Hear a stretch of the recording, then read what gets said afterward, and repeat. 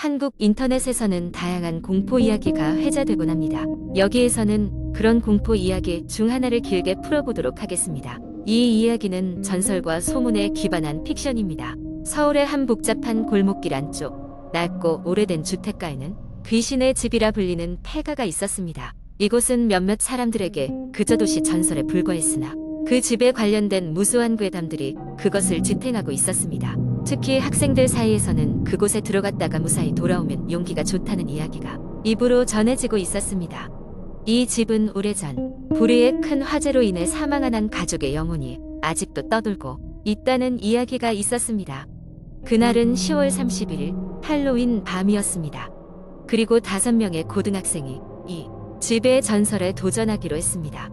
그들의 이름은 영민, 수진, 철수, 민지, 그리고 지훈이었습니다. 그들은 큰 용기를 내어 할로윈 밤에 그 집으로 향했습니다. 집에 들어서자마자 어두운 분위기와 썩은 나무 냄새가 코끝을 자극했습니다. 그곳은 오랫동안 버려진 느낌이 물씬 풍겼습니다. 낡은 가구와 부서진 유리 조각들이 여기저기 흩어져 있었으며 벽에는 깊게 그을린 자국이 눈에 띄었습니다. 그들은 너무 무서워 서로의 손을 꼭 잡았지만 용기를 내어 더 탐험하기로 했습니다. 첫 번째 방은 한때 아기방으로 보이는 곳이었습니다.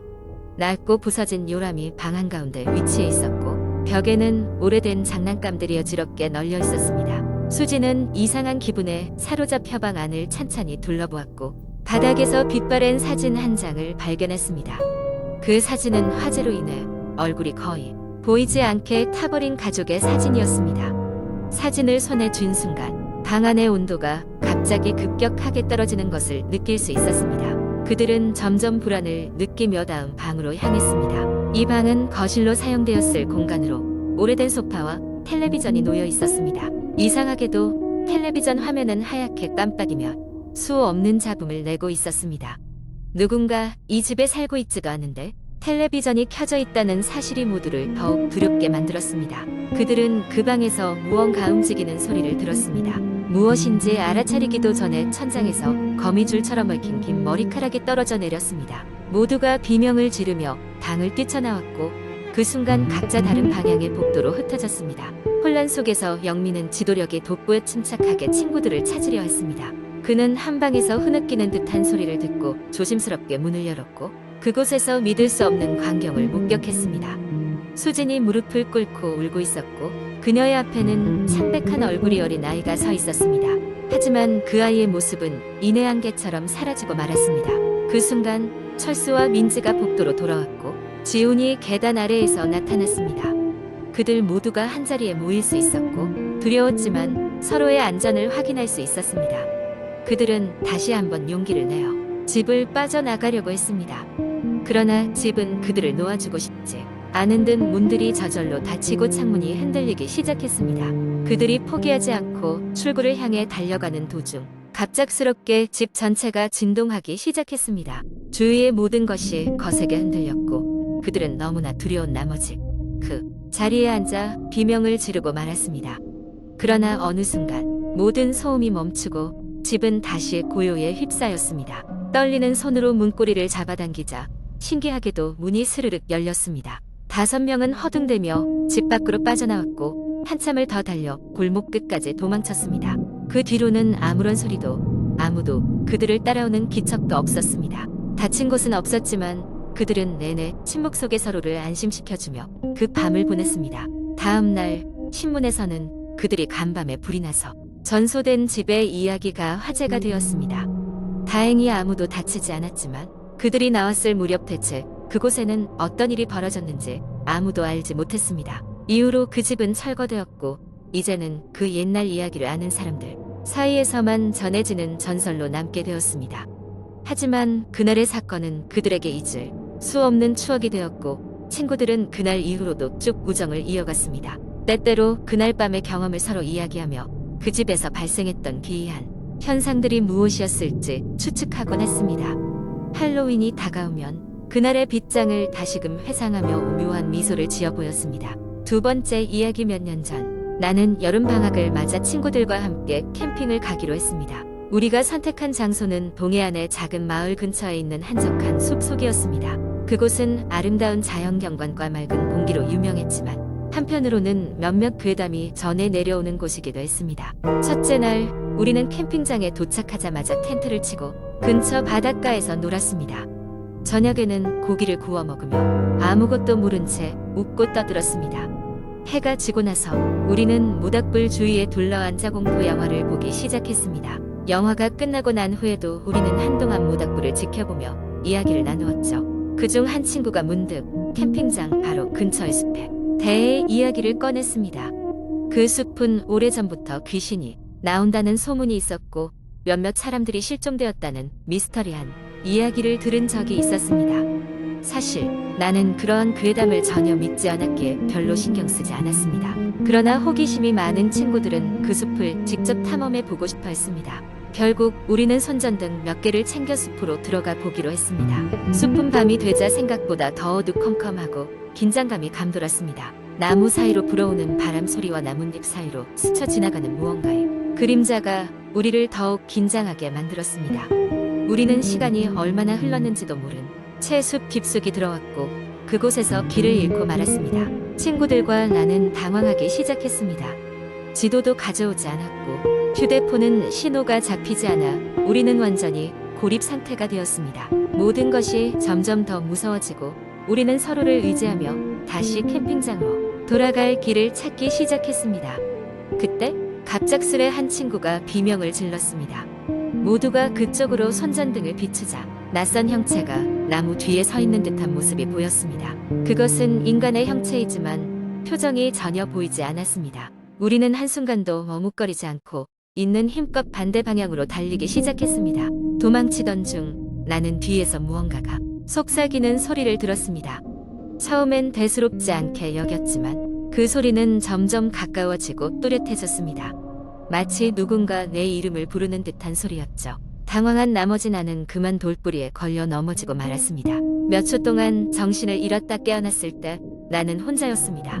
손전등은 멀리 떨어져 바닥을 비추고 있었고 주변은 숨막힐 듯한 정적에 감돌았습니다. 얼떨결에 나는 손전등을 찾기 위해 살금살금 몸을 움직이며 그 소리가 나는 방향으로 향했습니다. 손전등을 집어 들자 그것의 빛이 닿은 곳에 아무도 없다는 것을 알게 되었습니다. 분명히 방금 전엔 그곳에 누군가 있었다는 확신에 이상한 소름이 돋았습니다. 목적지를 알 수 없이 뛰어오던 나는 숲속 어느 지점에서 벗어나 친구들을 만날 수 있었습니다. 그리고 우리는 바로 캠핑 장비를 챙겨 떠날 준비를 했습니다. 그때까지만 해도 우린 무엇을 본 건지 무엇 때문에 도망쳤는지를 이해할 수 없었습니다. 다만 우리는 위협을 느꼈고 생명의 위기를 감지했던 것입니다. 며칠 후 인터넷에서 우연히 그 숲에 관한 글을 다시 보게 되었습니다. 글쓴이는 그 숲에서 여러 가지 불가사의한 경험을 했던 사람들의 이야기를 모아 정리하고 있었고 그 중에는 실종된 이들의 말로에 대한 이야기도 포함되어 있었습니다.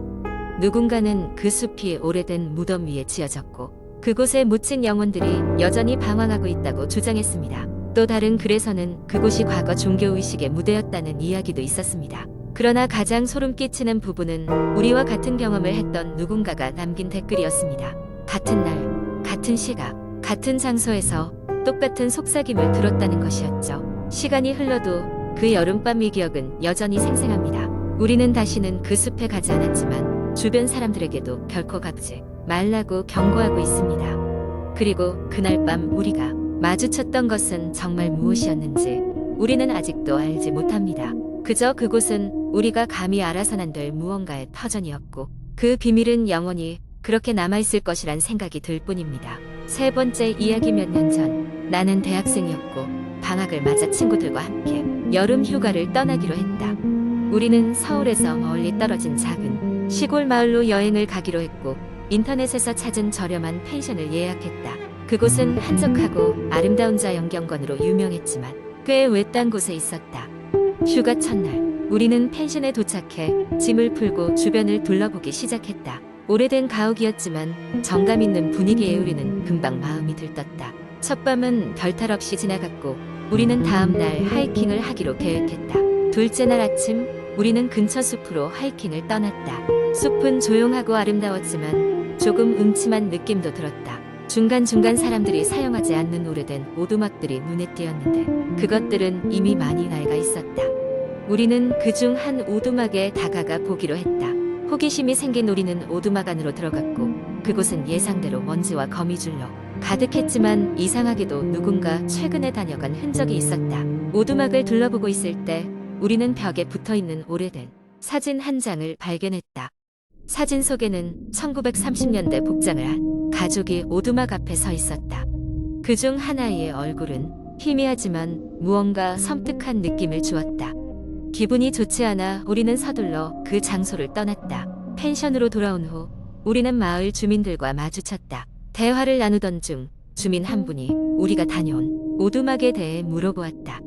그곳은 몇십 년 전에 끔찍한 일이 있었던 곳이죠. 그분은 과거 이 지역에서 유명했던 가족에 대한 이야기를 해주었다. 그 가족은 그 오래된 오두막에 살았고 어느 날 갑자기 흔적도 없이 사라졌다고 한다. 그리고 나서 이상한 사건들이 그곳에서 계속 발생했다고 했다. 그날 밤 우리는 모두 불안한 기분을 숨기지 못했다. 밤이 깊어질수록 주변은 더욱 고요해졌고 이상한 소리가 들리기 시작했다. 처음에는 바람 소리겠거니 했지만 소리는 점점 뚜렷해졌고 누군가 창문 밖에서 웅얼거리는 것처럼 들렸다.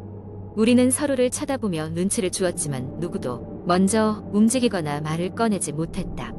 어느 순간 창문 밖에서 희미한 형체가 보였다.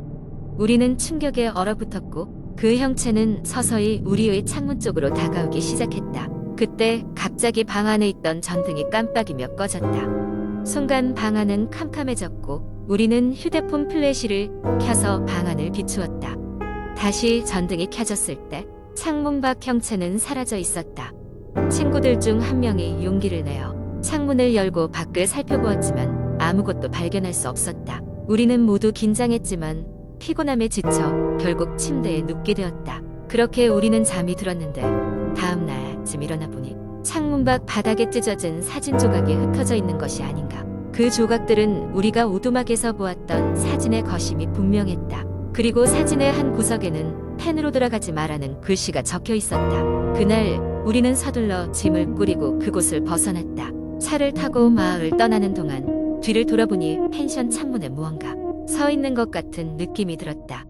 절대 확인하고 싶지 않은 느낌이었고 우리는 그 길로 마을을 빠져나와 다시는 돌아가지 않았다. 몇 년이 지난 지금도 우리가 그날 경험한 일은 생각할 때마다 소름이 돋는다. 그 후로 우리는 그곳에 대해 서로 이야기하지 않기로 했고 그저 기억 속의 공포스러운 추억으로 남아있을 뿐이다.